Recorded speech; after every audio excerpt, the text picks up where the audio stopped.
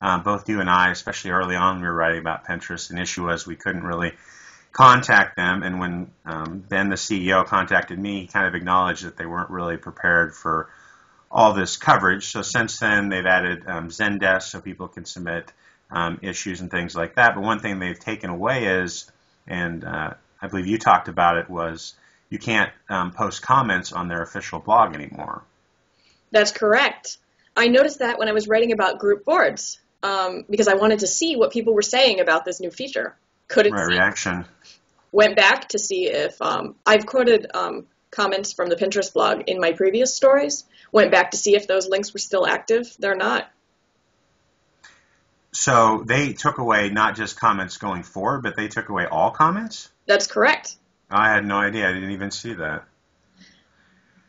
What do you think? My thinking on this is that it's one of those things. I wrote the article and I wrote about the Zendesk and customer service that, they had all these comments, but nobody from Pinterest was responsible to responding. Like, I think you could go 6 months back and nobody from Pinterest had ever responded to a comment. So in one way, if they aren't going to do it, I can understand taking away comments going forward or providing, a link to resolve issues. But at the same time, deleting all of the comments seems a little questionable. And it's sort of, and you might have seen this too, Lauren, you sort of had little communities built around this, like on Facebook and on the comments, like other people would help people out with their issues. Like they'd be like, I can't do this or I can't do that, and somebody else would help out. Now they don't even have that forum for it. So I don't know about this change.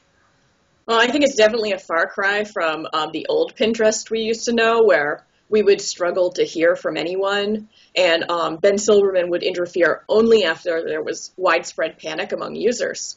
Now, right. There are several channels in which you can write to Pinterest and get a response immediately. Most notably, support@pinterest.com. You'll get something back right away to say that they've received it. At pinterest.com, my favorite. Well,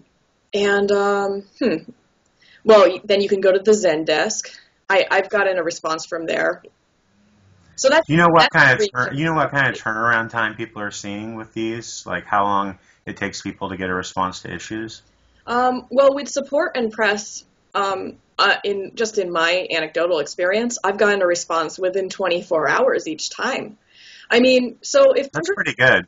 I mean, so I'm not too upset about Pinterest deleting comments, because I feel like what they're doing is they're taking control of the channels where they can be contacted, and they're streamlining them into channels that they know they're going to be checking.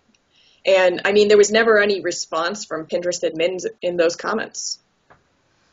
Yeah, it makes sense. I think it makes sense to channel all of the, the issues into one type of system or as close as they can, because I mean, there's so much interest in Pinterest compared to the number of people they have working on this. So it does make sense.